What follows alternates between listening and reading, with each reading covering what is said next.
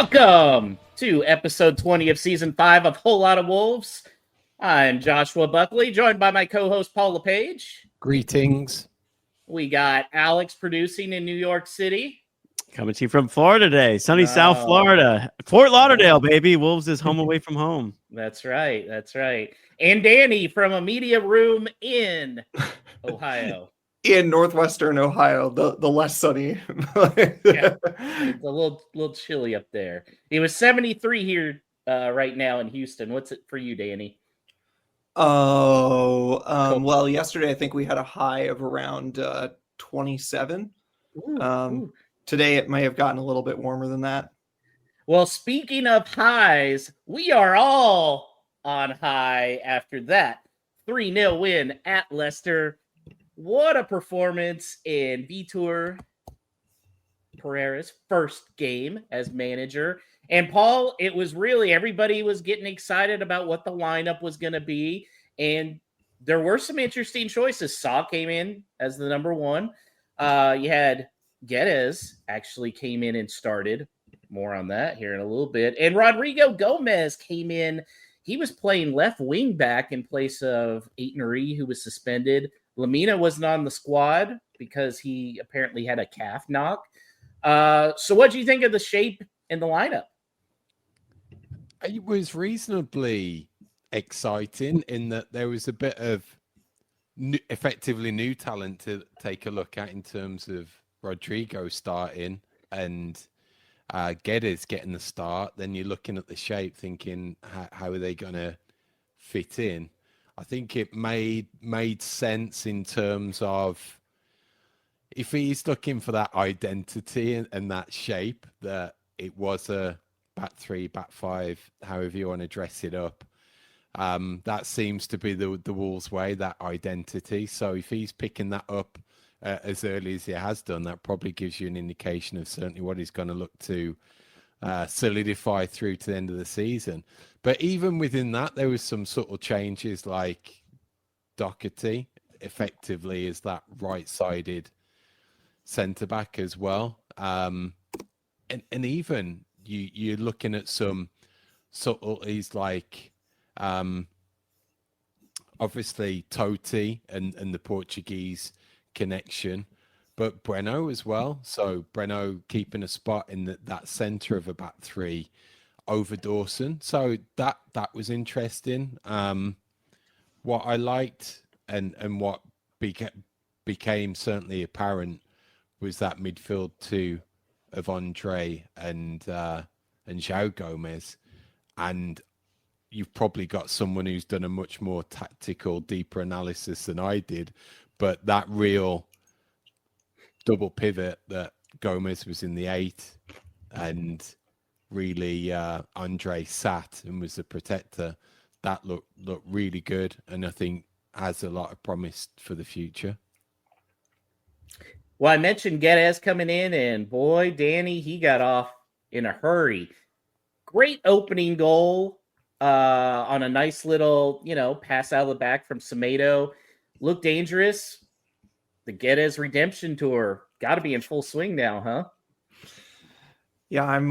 There are a lot of reasons to try to hold ourselves back from imagining European adventures in the near future. But I think it's really exciting to see a player who kind of like Hwang last year. It's funny, Hwang got a lot of hate at the beginning of this year, and I hope that he kind of redeems himself in a similar way. But I see them as similar, not in what they do, but him and Guedes, they're players with particular talents, and if they are supported with the right system, both have an ability to be somewhat clinical, which is a thing that's going to be very useful to us. I know we're going to talk in a bit about Cunha potentially being absent, but yeah, I mean, he's just got a knack for finding the back of the net. I think I saw someone say that he's got like a goal contribution every 55 minutes or something, because he's barely played and he's already got several. So yeah,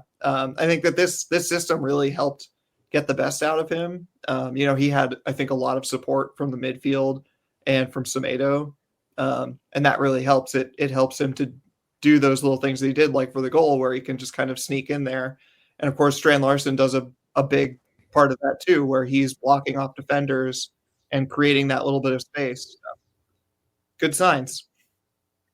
Alex, do you think this means Geddes is around with Wolves through the rest of the season? I hope so. I mean, we were talking about it last week, and I just don't know that if you're, fighting for your life going into Christmas at the bottom of the table, that a talented forward who has a goal contribution every 55 minutes is someone that you can afford to get rid of. And look, I mean, it's never really been about whether he's capable of a place in this squad. Like, you could debate a starting spot or, how many minutes he really should be getting. It's really been about his want to. And I mean, it's a complete mood shift, right? With Pereira right now. Maybe that came at a great time for Geddes, and the fact that he feels like spending the rest of the winter and spring in Wolverhampton is tolerable. I don't know. It's kind of feels like it's a little bit up to him. Now, what makes me a little bit nervous is that if somehow, some way, like his involvement in any potential Mendes like deal or swapping or whatever it might be, a Pereira Cup, like there's always moving pieces, right? So when Mendes has all this power in the club, and it seems like he has a lot of that power again, you never really know. But I am hopeful he stays, and I was very, very happy to see, I know Danny on X at Baltimore Wolves did like the classic like 4 shot zoom in of a Gonzalo Geddes smile. That's already improvement in his attitude. Cracking a smile. You kidding me? Yeah, I think there was even a second one there. If you watch the full highlights after the final whistle, he's got his arm around, I think her name is Lisa. She's like the player care person you see in a lot of the videos when they like show off a new signing. He's got his arm around her and she says something and he laughs heartily at that. I think he just has a weird smile. So even when he's smiling, it doesn't look like he's smiling, but I still think that first one's a grimace after the goal and he got hurt. He's like, yeah, he definitely. Or is it a grimace because every time he scores a goal, he realizes he's going to have to stay here through January? Yeah. Why do I keep doing this? Yeah, Paul, the Mendes thing kind of worries me a little bit, that if Geddes gets going, that, it may be doing Uncle George a solid. Yeah, it could be. But then equally, what's the other options as well? You're looking for those saleable assets, and up to this point, it's kind of, there hasn't been too many really, apart from Cunha. So that's the worry there as well.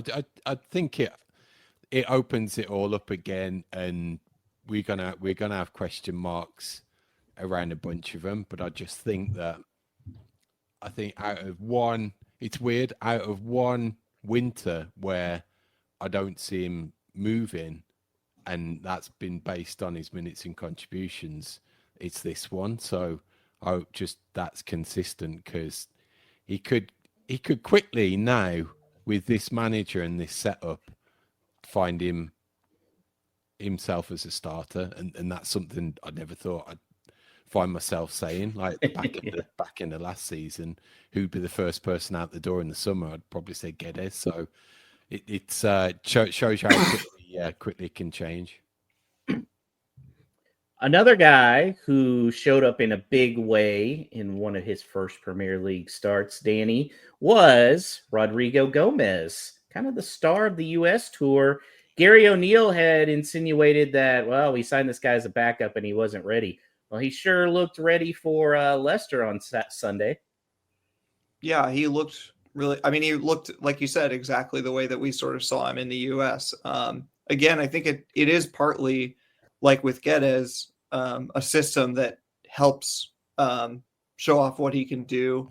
I think a lot of us took some convincing about him as an actual wingback. Like what can he contribute defensively? And I think we did play in a way that he didn't necessarily need to contribute as much defensively. It's funny. A lot of people say that like, oh, Aït-Nouri's not a left back because his defensive abilities aren't up to it or whatever, which I think is a bit absurd. It's more the system. that he thrives in. But, Aït-Nouri is so good at moving the ball up the pitch. Rodrigo Gomez is much more of a hybrid between a winger and a right wing back, where or a left wing back, sorry, where he can both move the ball from the middle of the pitch, but also finish these moves. He's making these runs at the back post, stuff like that. That we saw in the U.S. tour a lot. And so, I mean, it was a really good game for him. Again, I think he had to grow into it a bit, just like he did the last time he played significant minutes. And I mean, this is kind of what we had hoped, for better or worse, with Gary O'Neill's time coming to an end. Something that was really suffering, apart from our points tally, was just, if these players like Rodrigo Gomez or Pedro Lima or whoever for the future, they weren't getting enough minutes to even be for the future. So him getting a start, even if he ends up not starting next week and coming on for a few minutes at the end, him just getting the minutes to develop where he can be a bigger part of the squad next season is what it's supposed to be all about. And that can only happen in games like this one, where you go up 3-0 in the first half. Yeah, I also just wanted to say, like, to your point, Danny, about him as a wingback, I just thought it interesting that in the post-game interview that he did, he referenced that and was like, well, it's at a position I'm experienced in. And, obviously there's some like interpreting to be done, because it's not in his English is good, but it's not his first language. But he's like, it's something I'm good at too. Like, I don't know. It kind of reveals a little bit of that stubbornness. And I know it was only because Aït-Nouri got the suspension, but that stubbornness of Gary O'Neill, who seemed to like make a decision that he would not be able to rely on Rodrigo Gomez, and therefore insist on ever putting him in that position, a position that Wolves are really like one deep in, because like I guess Toady can play it, but I feel much better about Josh's prediction about Ryan Aït-Nouri possibly going, and also his dip in form, knowing that Pereira can probably scheme up a system in which Gomez is more than serviceable as a left wing back. So I was really heartened by that. It's the point on the screen right now, Philip Dickin. Ran would never have got back into a back five shape out of possession as quickly as Gomez was. That's down to discipline. And I think that rings true in that it was telling that he got the start, and is that the profile of player that he's going to be looking for in terms of being able to go up and down, be able to press just as much, if not more, offensively. It doesn't seem like Aït-Nouri has that in his locker. So that'll be telling whether he continues to get the nod in that left wing back position, and at the same time potentially with Guedes and having that greater protection from Semedo behind him and then Doherty behind him as well. Is that the dream setup to get the maximum out of that system, or was he just like, I'm going to hit Leicester with everything I've got away from home in the hope that it comes off, which it did, and he may be try and be a little more solid against tougher opponents towards the top of the table, which means maybe Guedes comes out for some other that can offer that similar skill set in terms of defending from the front. So I think it opens up a ton of options. It's going to be interesting, the moving pieces as far as that goes. We'll talk about it here in a little bit, but I'm very interested to see the next two matches, what the lineup looks like at left wing back.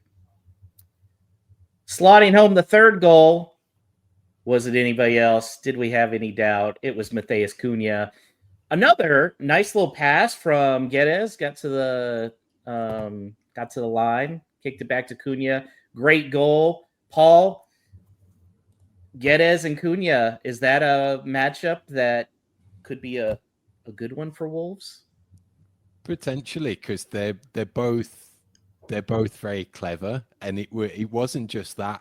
There was a move either before or just after it, and it was again Guedes down that side with a back heel, and that brought it into play and led to a move. So it's having those players with that who are on a similar wavelength, and that might have been missing. So if you've got those two, it could be a really sweet, creative two behind Strand Larsen. And if they all get into tandem and Strand Larsen's there or thereabouts in the 6-yard box, it could be really fruitful. So there's some positives for definite offer yesterday in the team that they put out and the particular players that got the start.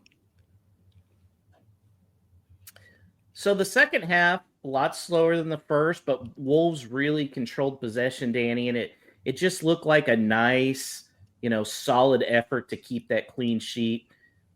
Ever any amount of worries there with the defense? No, not really. I mean, definitely coming out of the half, we just seen second half collapses too much for me to not have any worry at that point. But as it kept going on, it just felt like, we were covering the chances that they were creating even better than we had in the first half because we had a few slips. Jamie Vardy got in around the corner a couple times and hit the side netting. And I think if one of those goes in, especially an early one, I think who knows what could happen with the mentality that the players have after this rough start. But once we got, I guess like about 20 minutes into the second half, it just felt like we were going to continue to manage it. And that I think we had shown enough danger on the counterattack that they had to be circumspect, which is something that, really played into our hands in terms of being able to control the game. It's something that we have really struggled to do for this entire season, which is controlling the game, not just with possession, with the things that you can, actively take a part in, like with the ball, but like also your decisions early in the game, having balls over the top, being able to play out wide, these things that make a team have to, not commit entirely. We've seen too many games this season where even if we were in a good position, whether that was winning or drawing, mostly not winning, but it was too easy for the opposition to just throw everything at us because they knew that there wasn't really much we were going to do on the counter. And so that felt like the key to me at that point where, the early goals really gave us a freedom that we took advantage of for the rest of the game, which, shouldn't be understated. I guess it seems simple, but it's also the maybe the biggest problem that we've had under Gary O'Neill in this season. Yeah, Alex, this was the first away clean sheet since January, which just blows my mind. How important do you think it was for the team's confidence and just mentality to preserve that clean sheet on the road? Yeah, I think it was huge, because there's been too many moments this year that we feel like we've seen one really good half of football from Wolves and then immediately heads drop as soon as a goal goes in. And I'm not saying that was going to happen in this match necessarily with a new manager. I feel like, and also a 3-goal cushion as opposed to like a 1-goal cushion, right? Makes a big difference. But I think it's huge. I think it's probably huge for Jose Sa, who probably also feels like maybe he has a new lease on life with the Portuguese manager coming in and putting him into the squad. We never really know the situation about health and who would be the true number one if both were, fully healthy going into like week 1 of a season, right? Like match week 1. But I think it's great for him, and I agree with Ray's point there on the screen that Saul looked a little bit more control of his usual chaos. Look, I don't feel like Pereira has any designs on trying to play like a beautiful game. He's talked about identity and he's talked about Wolves wanting to look a certain way and he wants to be on the ball, but he doesn't strike me as the kind of guy who's going to have the patience for fussing around at the back if it's not going to be something that we can do in a pretty confident manner. So that's probably liberating for Sa, because there's been, you could argue that Gary O'Neill stepped into a situation and was asking Sa to do something he's not good at, which fine, so be it. And then you go to the board and then you go to Hobbs and say, let's replace him, but you replace him with someone who's worse than him. So like Pereira is just like, you're good at this thing. Let's not mess around at all these other things. It was really refreshing, which I'm very happy about, because like I think all of us on this podcast for the most part are pretty big Saw fans for one reason or another. So it was great. I think there's an element there that he might have talked in the press conference or around set pieces about just attacking the ball. And even if Sar's been told just to come out and get something on it, if like the old school classic European keeper that's more inclined to punch, that at least gives some confidence to the defense that I'm going to have another body come in to try and get that ball out of danger. Now, the potential issue there is he completely whiffs it, but hopefully he's got that confidence that that's his remit, and he's got that frame of reference that I know these balls that I'm going to come for, I'm going to get. So if they're in line with the defenders, they're all on the same page, then that breeds confidence in itself, because they know they're not going to be left isolated by having no one backing them up, in effect, from the keeper. Paul, what do you think of the announcers basically like feeling sorry for Sam Johnston during the game? Like, oh, you feel bad because he came in, expect to be number one, and now he's on the bench.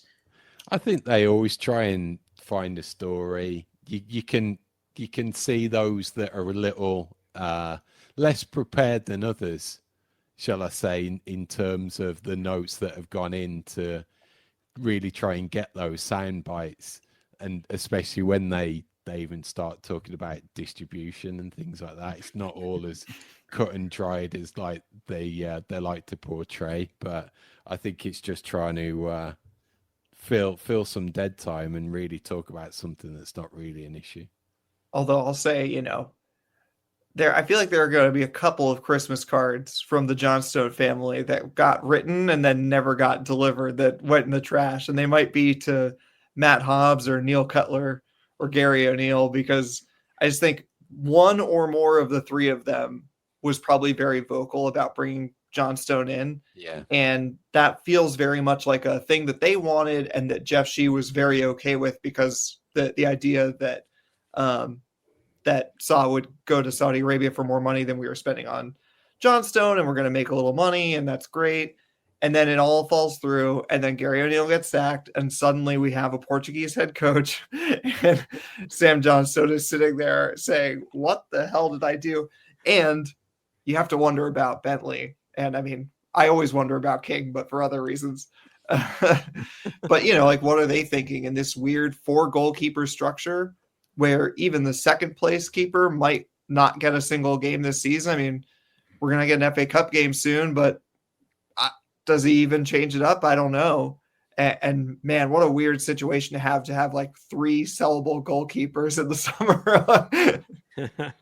Where do we think the Pereira and Saw conversation goes around Saudi Arabia? Like, is it, look, I've seen how bad the football is, you don't want to do this? Or is it, look, It's I've been very hot. open. I've been very open about setting my family up for generational wealth, as was Ruben Neves. So you do you. Go ahead and do that. I don't know. Is it a good influence or bad influence in the way of us wanting to keep him? We'll see. Plus, if Johnston wanted to like keep that job, maybe actually play better. Yeah, No, well, I mean, Yeah. I mean, good point. Well, there was really a change in the fans, I felt like, on Sunday. And for the positive, Jeff Shee said, we all need to come together. We need positive Adams. all the Adams were positive. The Adams were positive, and who would have guessed it was Jeff Shee that motivated everybody to come together in what is one of my top 5 Wolves chants. The I Don't Care About Jeff Shee song. Who all was singing that all day yesterday and today? Easily. Hands up. Yes. Oh yeah. I mean, it's very catchy. It's super catchy. The fact not only that they were singing it, but really sang it for probably 55 minutes of the game was pretty spectacular, wasn't it, Danny? Yeah, I mean, it was every time that something else wasn't happening. I went through the highlights again, obviously, as you do, and was just remarking on how frequently that was just going on, even if it was a time that was like totally unrelated. You can imagine the second half 3-0 up, and there's, a lot of kind of downtime with just some passing left and right. But even in the first half, it's like we'd almost like it would be interrupted by a goal or something, by a tackle that was given as a free kick or something. It would be like the thing that's happening, and then soccer happens and interrupts it. And I did put out on Twitter that hearing it in the full quadraphonic, whatever audio nerd term is for the ridiculous sound system that we have going on in the basement here, that people could see on YouTube, was peak sports viewership right there.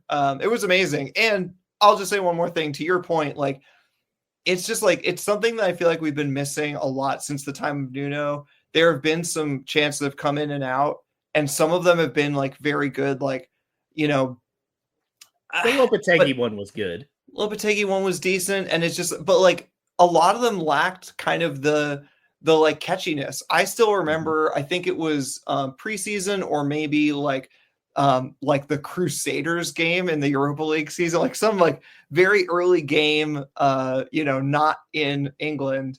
And I remember Connor Cody walking into the dressing room whistling the Si Senor for Raul's song. And it's just like, it has that level of like earworm that even a player who like normally like is going to mostly like ignore it because it's like cringe to sing your own song or your teammate's song or whatever. It's just like, you can't help but want to sing that. And it's the same thing with that, is like, it's so catchy. The point of it is so catchy. Yeah, you can't not love that as a Wolves fan. I don't know. Alex, we know Jeff Shee has rabbit ears. What was he thinking as he hears that throughout the entire game? I mean, you can't feel good, right? Even if your team's winning 3-0, like you can't feel positive about that, right?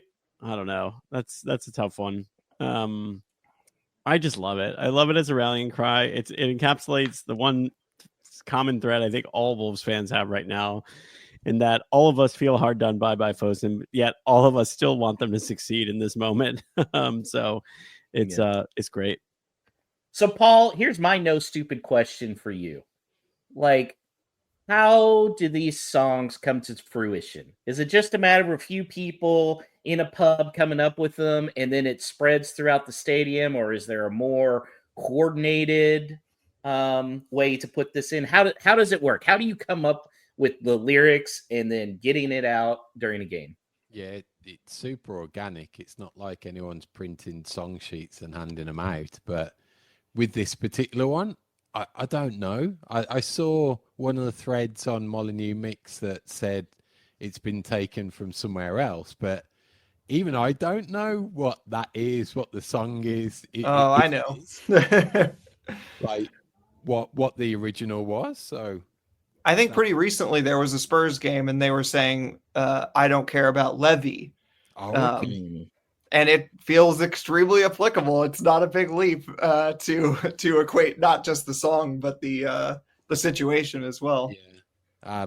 So if that's the case, it's someone hearing that and like having 2 or 3 willing vocalists next to you in the stands and just starting it and not stopping until you've got them all singing, which seemed to be the case yesterday, because that was the first time it's been really heard. But I think that we were lucky in respect that it was such a good vibe. Obviously Leicester are terrible and you could really feel that amongst their fan base, so they certainly had the captive audience in terms of the sound coming from the stadium, and boy did they let it rip. So it was great. And again, at the same time, it didn't detract anything from the team. I also heard a lot of Vitor Pereira chants as well, so that was great, because through all of this, it's been a case of like the majority of people, now that O'Neill's gone, it's like he's gone, we've got to rally around the team, and that was perfectly fitting. That it could have been Pereira, it could have been whomever. Saturday or Sunday, you could tell he had 100% of those fans in the stadium behind it, and it certainly came over in the coverage. What's your favorite all-time Wolves song, Paul? I like for the nostalgia. Once upon a time, there was a tavern. But I also like "Oh, I Do Wish to Be Beside the Seaside" when the brass band play "Fuck Off West Brom." But these are all oldie worldy English songs that you guys probably haven't got a clue what the original was. So I still think "Si Senor" is my favorite. By the way, Alex, you pointed out something here in our little chat. What'd you discover? Oh, I would just point to the fact that the tradition of Baltimore Wolves celebrating well into a Wolves victory weekend is continuing on the pod. Look, it's the holidays. I get it. I had a beer at lunch, but I was simply observing that he was drinking something in a rocks glass and now has a beautifully poured beer in a pint glass. And I was like, did you just go from like a pod start old fashioned to a pod beer, like before we even get to like the preview segment? I love that. I love it. That's true. And I might as well just point out for the viewers and listeners, the first one was really a makeshift cocktail that we made out of the stuff that we had here, which, as you sometimes have to do. I wasn't the one who made it, so I can't tell you amounts, but I know that it had Pimm's in it. It had some lemon. It had some gin. And also we made some simple syrups with some tea. So mine had some Earl Grey simple syrup in it. And it was delightful. And now I am drinking a Duckpin Pale Ale from Union Brewing in Baltimore. Nice. I tried to have a themed beer after the game, but I feel like it backfired. I was at this cool place in visit Fort Lauderdale, visit lauderdale.com. Go Wolves. In Fort Lauderdale, that it's basically just this giant beer fridge, and you just go grab whatever you want out of the fridge, and you crack it, and you bring them your empty cans, and that's how they charge you at the end of the day. So it's kind of like hanging out at home, except with like one of the biggest beer selections. Except there's a bill at the end. So I tried to get, there's a bill at the end. I tried to get beers from different home nations of Wolves players since this was Sunday after my brother and I had been watching. And they had a Norwegian beer. But the only Norwegian beer, and I don't know any other Norwegian beer that they had, is a beer called Ass. It's literally called Ass. So I was like, this, and I even sent a picture of it to my friend. I was like, this one's for Jurgen. And he's like, I didn't think he played that bad.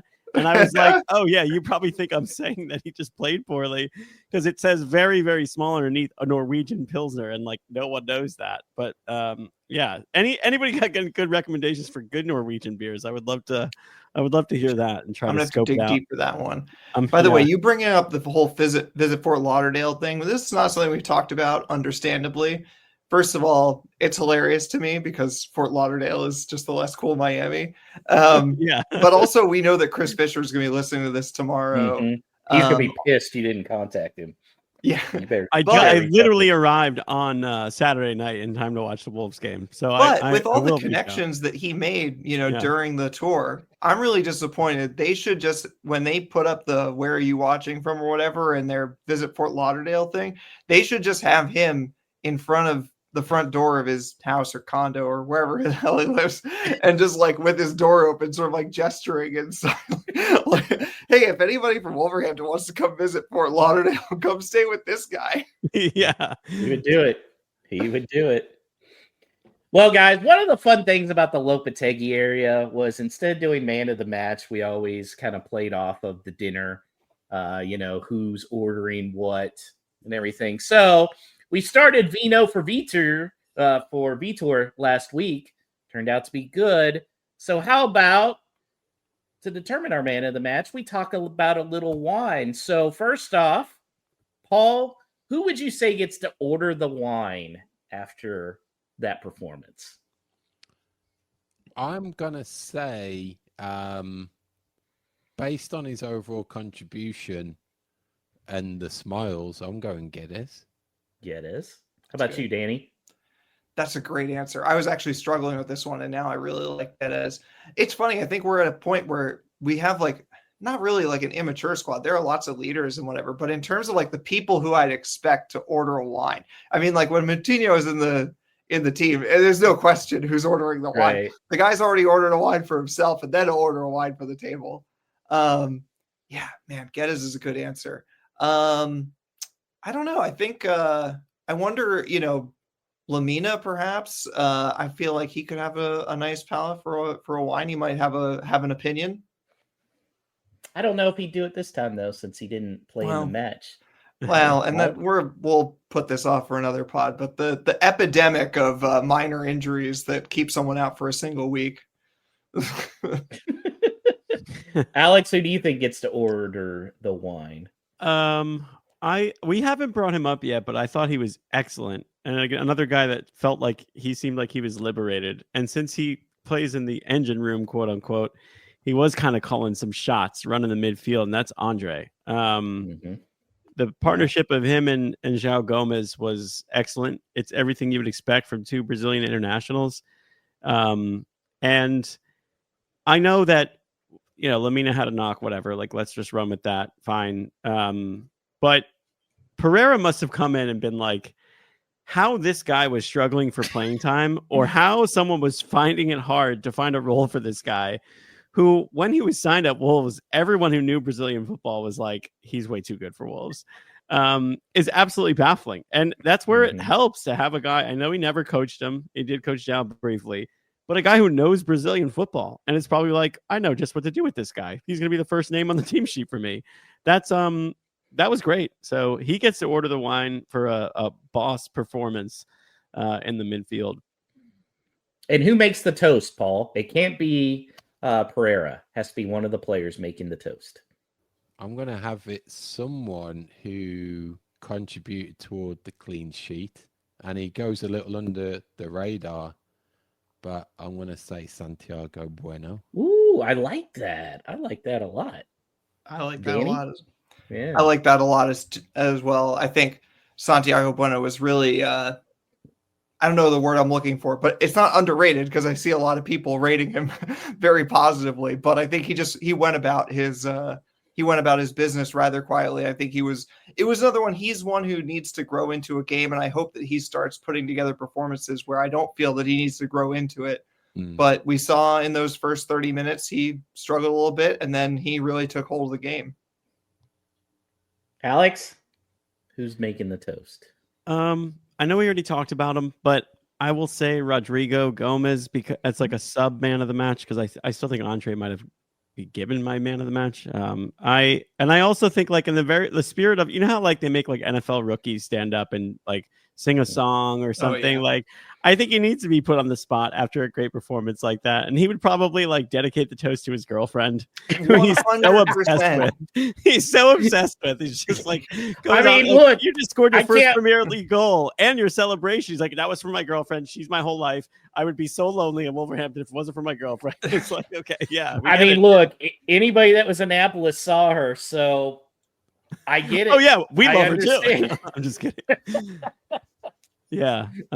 So we'll give it to the young guy. Let him stand up and get a little embarrassed and grow into moments like that. Why not? Yeah. That guy is not ever being asked for his opinion on things without mentioning his girlfriend. Yeah, it's insane. Young love. Yeah, young love indeed. Alex, the vino for Vitor worked pretty well. You want to give another toast? Oh, well, sure. I would just say to more of the same from Vitor. A commanding performance that felt like we got our identity back. And I'm very, very excited for the timing of this, because I feel like Man United are about to step in to a really, really raucous Molineux in the best possible way, where we were heading to a really toxic place. So Vitor, cheers to you, my friend. I hope you had some celebratory wine. I hope you continue to be you and offer some unsolicited advice to Pep Guardiola. Like, be that guy. Be as brazen as you have been your whole career as you continue to embark on this journey. And if your tactic is, if you don't speak Portuguese, you're not starting, that's cool with me because it's working. So, like, let's just go. We're used to it. Yeah, we're used to it. This is the place for that. Not the worst thing in the world. Well, you mentioned Man United. That is Danny's giving a cheers to to the Notebook. We haven't The even notebook. talked about the notebook. We were Yeah. texting about that a lot, and it's on the screen for anyone Huge watching on news. YouTube. Yeah. There's still a place in this world for analog technology. Take that iPad and shove it. Well, Thursday, it's Boxing Day, and we went over that last year is what actual Boxing Day is. Thank you, Paul, for filling us in. So, what kind of lineup do we expect on Boxing Day against Manchester United? That game's at 12:30 Eastern, 1:30 or 11:30 Central Time, Paul. I think he's got to go for that again, based on familiarity, not a lot of time still on the training ground. If it worked away at Leicester, I know they were shit, but it was still an important game at the bottom of the league. You could still take that same team and same shape, same starters, and it's going to be attacking, especially at home. So I think he's got to go for it. Same team regardless. If Out Neri comes back in, he's taking one of those bench positions. What do you think, Danny, especially when you're looking at the left wing back spot? Yeah, I was just going to say that. I think we really don't know because obviously he didn't have a decision to make. But it's going to be one of the more interesting things to see is when with Aït-Nouri available, does he come right back in? Does he replace Rodrigo Gomez or does he find a way to play both of them? I think that that's definitely a possible way to play, but it would possibly mean sacrificing the shape that he wants to play with. So I am going to avoid making any predictions about what he's going to do. I think it's going to be very hard for him to drop Rodrigo Gomez after contributing to the way that he wants to set up so well in that game. So I guess I edge slightly on the side of he just doesn't mess with it too much and keeps Rodrigo Gomez in, but I think anything's in play. Interesting. Well, let's look at the prediction board here. Boy, I thought there was going to be a draw. I didn't have high hopes against Leicester, and lo and behold, they got a win. So all you guys got 1 point. Paul came the closest. He had 2-0 Wolves. Bravo. Anyways, Danny is running away with it. He has 16 points. Alex in second with 10. Paul has 5. The guest spot has 4. And I am Southampton right now with 3 points. Which, by the way, 2 of my 3 points were when I picked against the Wolves. So, hey, that's great. Danny, what's your prediction for Man U? So we still don't know if Cunha is going to be available, and that's going to be a big thing. I've even seen rumblings from the FPL crowd that, hey, maybe he gets away with it and they don't ban him. I think that that's very unlikely. I think a ban is probably coming. But since we don't know at this point, and they could have announced it today and they still didn't, so I don't know what that means. I think that I'm going to assume that Cunha is playing. And I think in that case that we win, and it's going to be something like 2-0. Ooh, 2-0. Wow. Alex? I love it. I absolutely love I'm it. high on this. Very Yeah. high. What's in that cocktail? All right. Yeah. Oh, man. I think if Cunha plays and Rodrigo stays, I think if we even played the same 11 that we played, I could see us beating them. The pressure is immense on Man United. 100%. Greater than a team like Wolves who are in the relegation zone. Boxing Day, oh my God. I'm Where going are they to on the table? Are they 13th right now? somewhere between 13th and 11. Google break. Yeah. Yes. So I look, man. I'm going 2-1 Wolves. I don't know. Geddes is in form. Like, we have a lot of attacking power. They're figuring out a back three with some personnel that you could argue is not great at it. So this is a good moment for us. Paul, what are you thinking? I'm going for that Alex Patakis barnstormer of a win in that cauldron of a Molineux, and that just brings me back to another December evening kickoff of similar vibes when it was Wolverhampton Wanderers 3, another Manchester in City 2. So that's my scoreline. Ooh, yeah. I like that. Still my favorite Wolves game of all time. What an awesome one. Yeah, I kind of feel the vibes too. Man U. I mean, their manager's coming out and saying basically like, yeah, this team's not ready to compete in the Premier League, which I'm sure the Manchester United fans love hearing that. I like it. I'm gonna say 2-1 Wolves. I can't believe we're all sitting here saying they're gonna beat Man U. I mean, now is the time. Now Tis is the tis the season. It's the holidays. Let's dream. We have a tough run of fixtures coming up, and I'm sure that there will be plenty of reason on January 2nd or whatever to feel terribly again. But at some point now, if we're gonna stay up, which Vitor said we got to get points from games like this. So I even think a draw would be a good one. Well, as Danny said, we won't be back until January 2nd as we get through the holidays. So we're going to go ahead and preview the Spurs game as well, guys. And that match is on Sunday the 29th, 10 a.m. Eastern, 9 a.m. Central. That figures to be a pretty tough one with Spurs and how offensive they can get, Paul.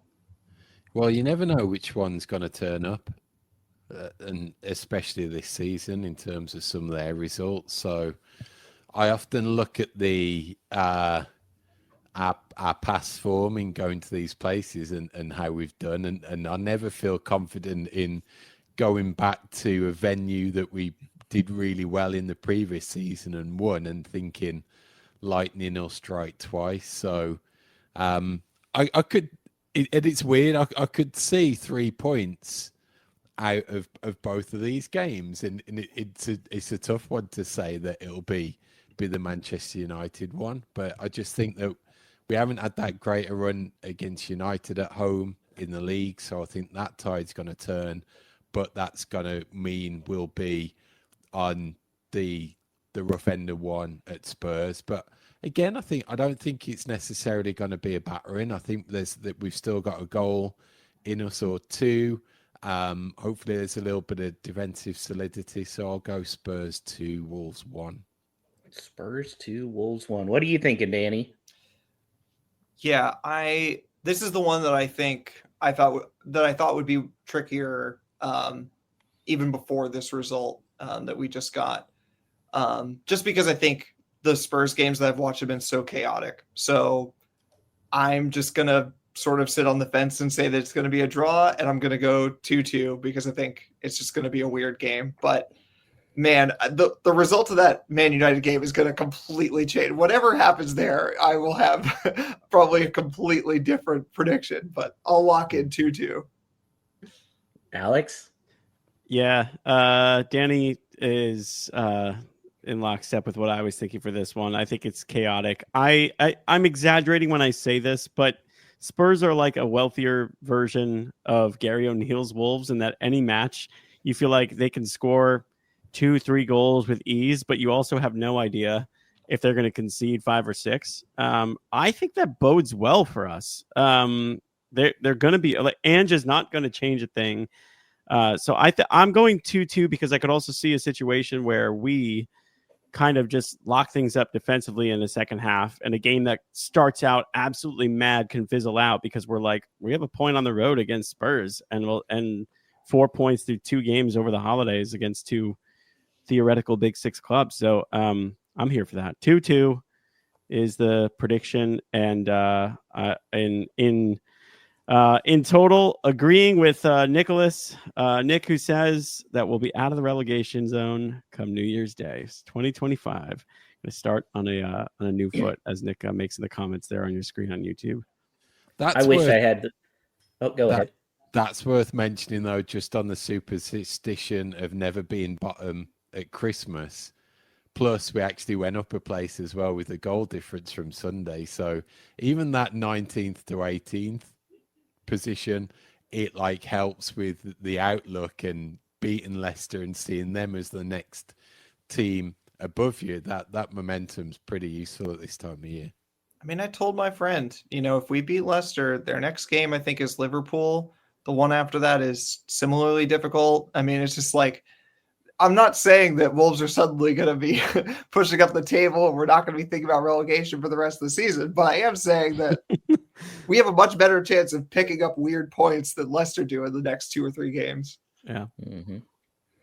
I wish I could have the confidence of you guys. I don't see us getting through Man U and Spurs with 4 to 6 points. So I'm kind of with Paul. I'm going 2-1 Spurs, unfortunately. Hope I'm wrong.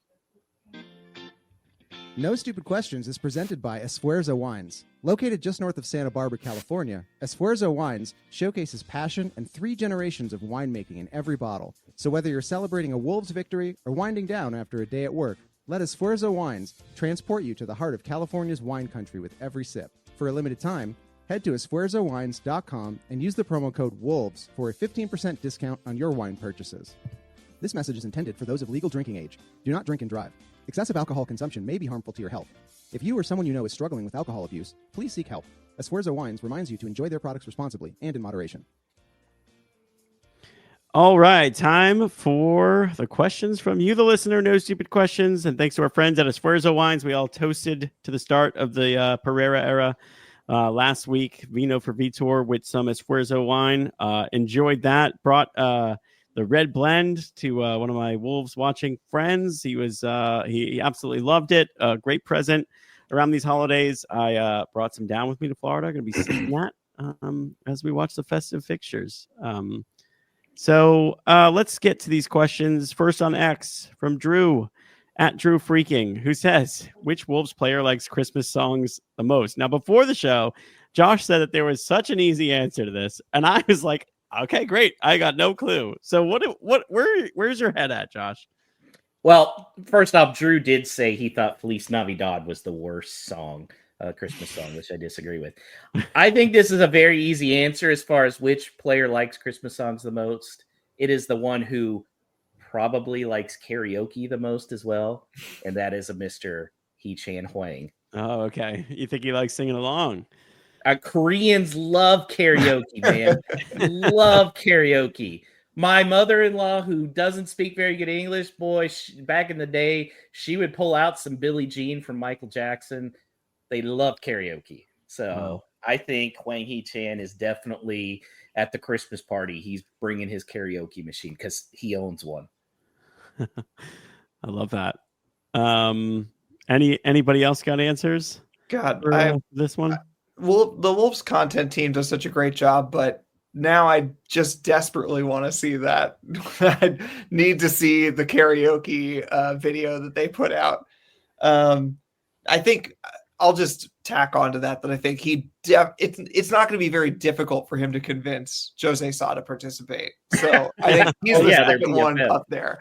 I think Jose Sa maybe isn't the first one volunteering, but he's the first one being asked by Hee-Chan, and that's who's going to go up with him. Yeah. Love that. What about you said that Feliz Navidad was Drew's least favorite Christmas song. What about favorite Christmas songs? Does anyone actually like any? Yeah. I think we should do some of the players, right, Alex? Like what's Cunha's go-to Christmas song, do we think? I think Cunha would be like overly emotional and might go for Band-Aid, Feed the World, and be really passionate about it. Oh, wow. I did not expect that. Yeah. We mentioned Jose Sa singing, but like what's I guess another way to ask this, what's the most chaotic Christmas song? I don't know. Run Rudolph. Right. Absolutely. It's got to be something with Rudolph with the red hair, and Run Rudolph seems like the nice karaoke song for or Christmas song that Sa really gets into. Yeah. I like that. Danny, what about our boy Mario Lemina, former captain of Wolverhampton Wanderers? Although who knows, because he wasn't in the team, so you could say Semedo is still not 100% confirmed. Or did Pereira say anything? Did we have an official word on that? No, he was asked and he said he hadn't made a decision, basically. Okay, yeah. So we'll see. Well, and another talking point that we didn't get to is that Cunha was given the armband for the first time when Semedo came off. So who the hell knows? It could be anyone. But back to the question, I think Lamina's going to play. He's going to be singing along with one of the more sensual ones. So, you're this Christmas, you're have yourself a merry little Christmas, that style of song. I like it. I am going to nominate one for Eight Nori, Ryan Eight Nori, and I also peek behind the curtain. We were also talking about terrible Christmas songs as part of Drew's question, where he mentioned Feliz Navidad being terrible. Danny said, I believe you responded to him on X, right? That it can't be the worst when Simply Having a Wonderful Christmas Time exists from Paul McCartney. I feel like that is my song for Eight Nori because it's so simple and so like blah and nonchalant that it almost kind of fits his vibe and probably his attitude towards Christmas. Like, yeah, Christmas is cool. It's pretty good. We're having a good time. And my attitude towards Eight Nori is also kind of just like very like blah right now. So I'm gonna put that as his because he can't be bothered to like invest any more than something with the simplicity of that. I could see him also singing "I Want a Hippopotamus for Christmas." I don't know why. And that one's also brutal. These have all been playing in my building lobby, by the way. That and like some of the really bad ones. Anyway, any other thoughts before we move on from the songs to the other No Stupid Questions? Josh, I know you have some thoughts on worst Christmas song for sure. Yeah, no, I hate man, it's not even coming to me now. That's how bad it is. I saw Mommy Kissing Santa Claus. Like, okay, so this kid's creepy. cool. Yeah. I will say another song, Huang, when he gets on the karaoke for Christmas, he is 100% singing Feliz Navidad. Okay, so he's going with the I love that. Huang singing Feliz Navidad on karaoke with Saw jumping in there halfway through singing the English parts. I want to wish you a merry. Oh yeah, that would break the internet as a duo. Let's go, Gemma. Let's get it done. We do actually have some data on this because Wolves put out like a few years ago. They're like, tier list on like Christmas dinner things and Christmas songs, and I won't tell you why because you already know why. I was just looking for weird clips to find when Semedo became captain. I was looking through the one with him and Neves ranking various things, including Christmas songs. And what was the first thing they put up in the S tier was Mariah Carey, All I Want for Christmas Is You. So 100% that's what Semedo's singing, and you're never getting it out of your head. Also, if you work at retail, you learn to hate that song. 100%. It's a good song. It's an objectively good song that some people are forced to hear 100 times a day. Ray says in the comments, Wolverhampton's own Slade, Merry Christmas, everybody, is my favorite. So playing to the hometown crowd there. All right, let's go to Wolves fan. Wow, love the tag on X. Looking at significant player improvements after just 3 days with the squad, could Vitor Pereira be the man? Are you ready for this? Todd, are you ready for this? I saw you in the chat. Are you to get Fabio Silva firing? Oh, the remontada of all remontadas. More impressive than Gonzalo Guedes. Do any of us think that this is salvageable, as Las Palmas cannot pay the fees for Silva's the wages that I believe owe as part of the agreement? He is set to return to Wolves at the conclusion of this season. Anybody taking Fabio comeback in this Portuguese? This will be. We have been talking about Guedes leaving as part of a Mendes. That's definitely going to be Fabio. Is going to be the help from. I want to believe just because of the memes, it would be amazing, but the ship has sailed. Okay. Yeah. the 3 ships that we saw come sailing in, they have since sailed out. The fleet that has sailed. Yeah, it's the ship has not sailed. The fleet sailed. All right, fine. Probably don't need to say that much more about that, but never say never. Weirder things, I suppose, have happened. King Wolf 84, is Danny allowed to leave the media room for the rest of the season? Doesn't seem like it. All internet presence of Danny since the game have been in this media room, including right now, if you're watching on YouTube. By the way, I'm wondering, how long is this book that Vitor's writing behind Danny? Yeah. And he's taking notes. He's taking notes on all of this. He's taking notes on the podcast. He's taking notes on the questions. Yeah, can he teach George R.R. Martin to write that much in a day?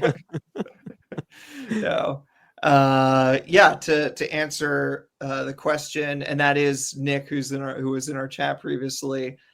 No, I'm still in the media room, and this, of course, stems from the fact that I posted just before the match that, of course, I was back in the media room because I'm visiting Elise's parents. I'm usually here around the holidays and around the 4th of July, give or take. Sometimes other times, but those are usually the times. So, summer holidays, usually not much going on soccer wise, except this year, I think it was the Euros and people discovering that the Swiss manager looked a lot like me. And during the winters, it turns out I have a really good record. I think the first one I really remember watching out here was, Neto's last minute winner against Chelsea under lockdown. Definitely watched Ryan Aït-Nouri's last minute winner against Everton here. And even before I was coming out here regularly, Elise and I were together, but she would go out to Christmas. I'd spend Christmas with my parents. And I was watching Lonely in a Bar by myself, Wolves win 3-2 over Man City, but she was in this very media room. So there's something about the media room in Findlay, Ohio. So I guess I will have to stay here. So, send provisions. Yeah. Baltimore Wolves now lives in Ohio. All right, let's wrap on this one. From Stu from the Wolves fan cast. Give me a reason other than Premier League rules why we shouldn't keep the all gold kit for the rest of the season. Paul, you are a man of taste, but also a man who values tradition. What are your thoughts on the all gold look that we saw in that 3-0 trouncing? I don't know whether it's the particular shade or the design or the fit, or it's still got enough black in it, like the flecks of black throughout. But I thought it looked perfect yesterday. Mm-hmm. I really did. Chef's kiss, man. Also, just the pure yellow versus the pure blue. It just looks so good.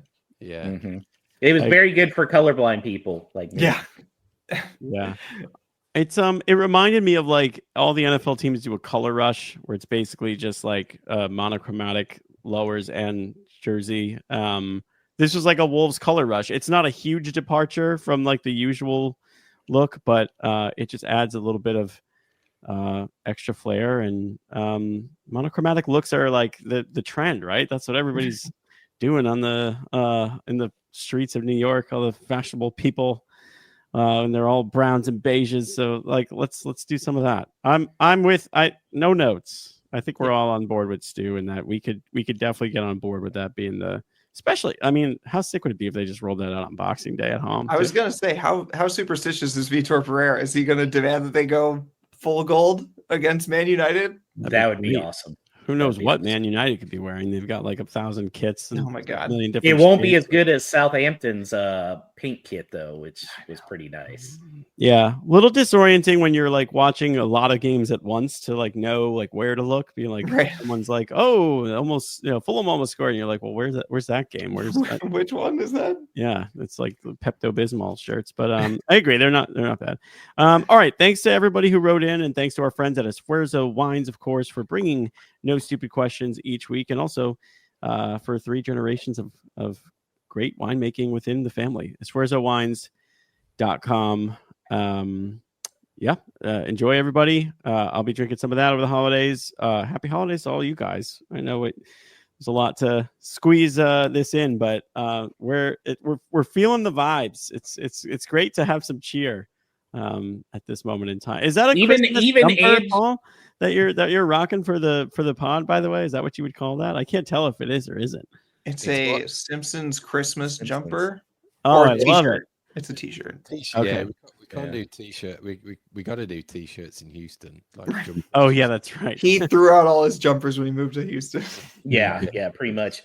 By the way, I will say in the chat, this proves how well so far the Vitor Pereira era is going. Andrew Smith, I've never seen him this excited, and he says 3 goals and none conceded. Oh my! Yeah. I imagine it's like the George Takei. Oh my! I thought he was referencing me being in Ohio. No. Yeah, maybe. I don't think he doesn't put the connection there. His wife would. Yeah. So, holiday greetings abound, everybody. Thank you for tuning in. Thank you for your support this year. It's been fantastic. As mentioned, we're going to be back on the night of the 2nd of Jan, which is a Thursday, before a Monday night visit to Nottingham Forest on January the 6th. So, as you are settling in for your Christmas routine, the doorbell rings, you open it, and there are the carolers. They're about to sing, and you cut them off and instead say, "Up the mighty walls."